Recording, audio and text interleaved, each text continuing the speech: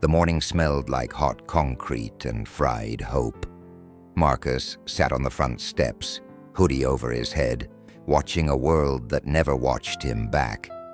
He was 17 with hands that had learned to stay open, not from peace, but from being searched too many times.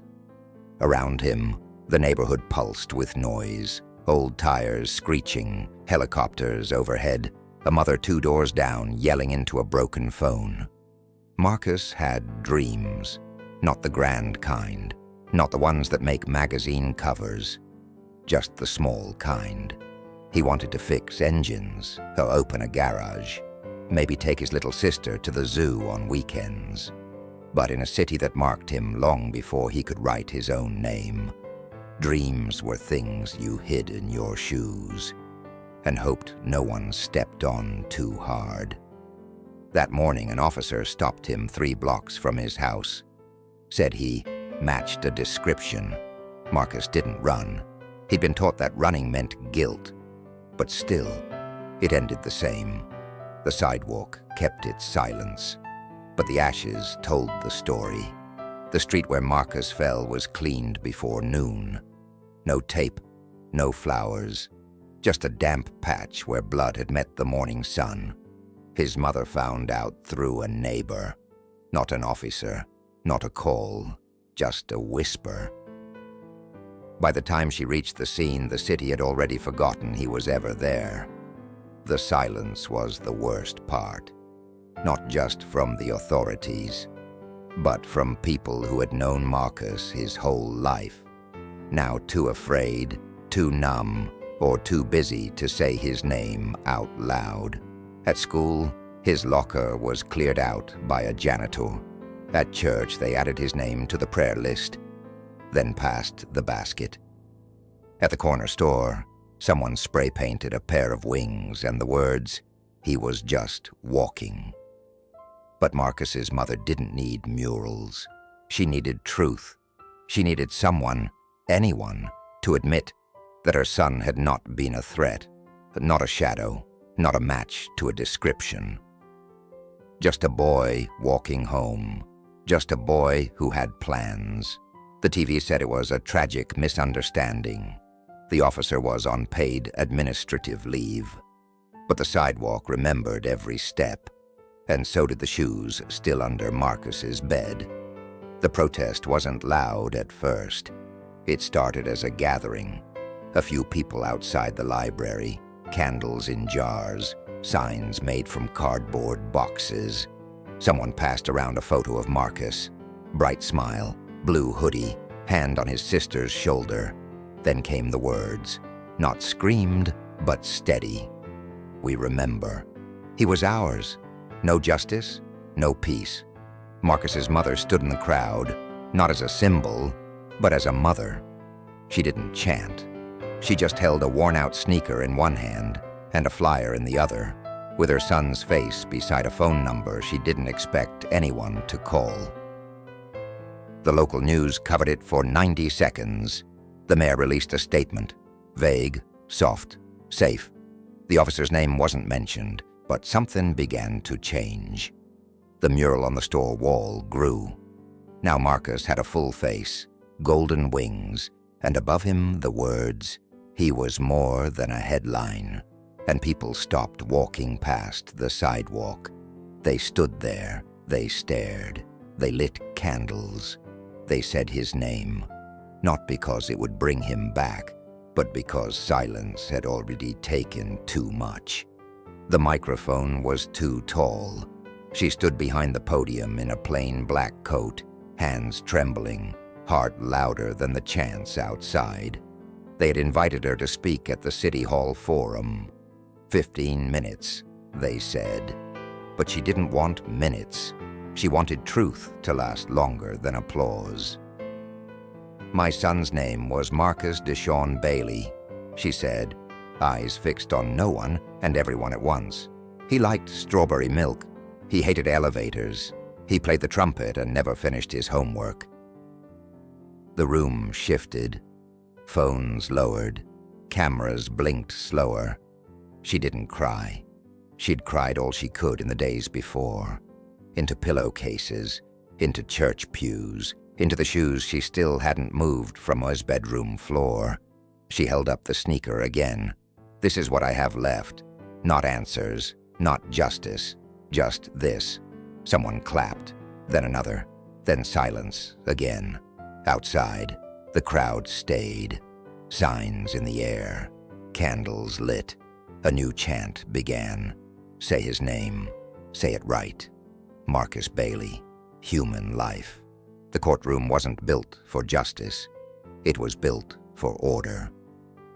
Brown walls, cold light, a clock that didn't tick, only stared. Marcus's family sat in the front row. His sister clutched a stuffed bear in her lap, its button eye missing, its fur worn thin. The officer sat across the room, in uniform still, though suspended, expression unreadable, hands folded. The prosecutor spoke first. She named the seconds between the traffic stop and the final shot. She showed the grainy footage. She played the audio, that dry, flat voice saying, "Stop resisting," as Marcus's body hit the asphalt. Gasps, then silence. The defense spoke of fear, of instinct, of a perceived threat. They pointed at Marcus's hoodie. They said, "The suspect," more than his name. But the city had already heard enough. Outside, the people filled the square. Screens were set up. Marcus's mural towered above them all, painted wings open wide, candles burning below. When the verdict came, not guilty.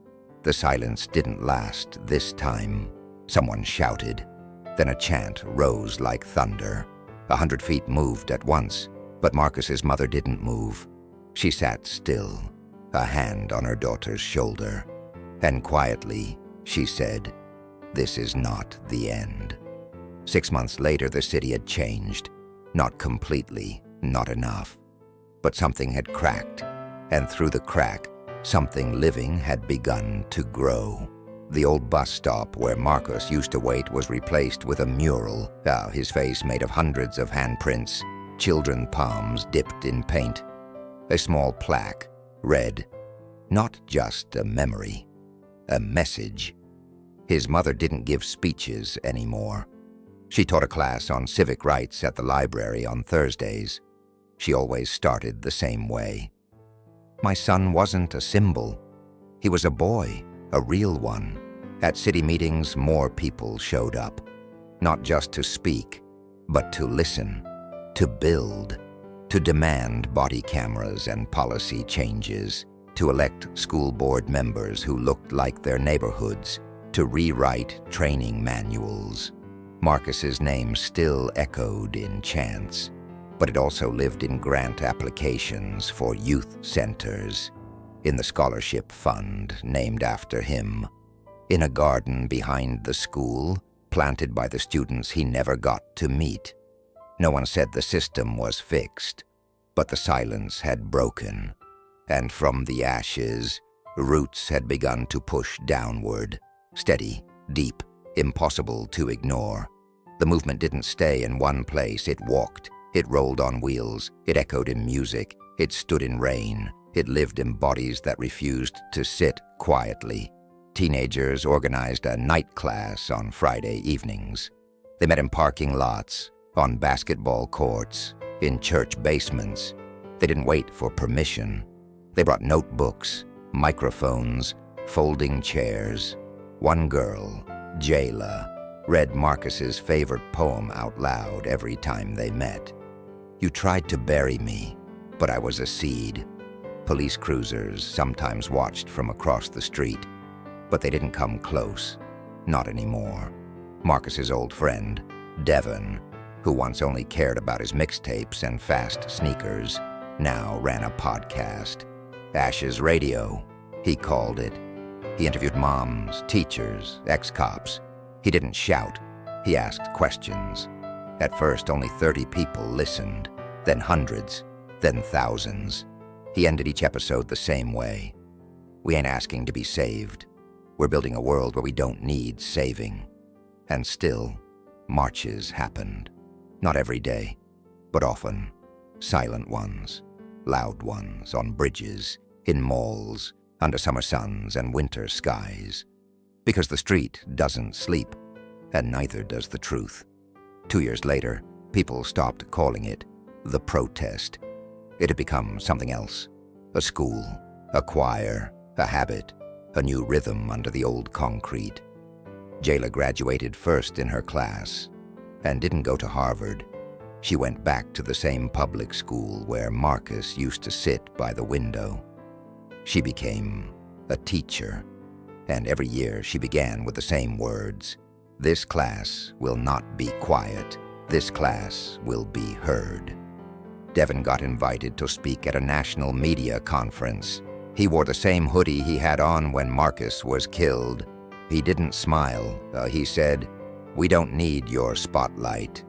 We need streetlights that work. We need truth that doesn't die when the camera turns off." The mural at the bus stop was fading, but no one painted over it. They let it peel, slowly, like bark, because it had already taken root in the people who passed by every day. The city didn't forget Marcus, but the city didn't only remember him either. It remembered that there are no ghosts, only voices that haven't stopped speaking yet. No smoke without fire, and no justice without noise.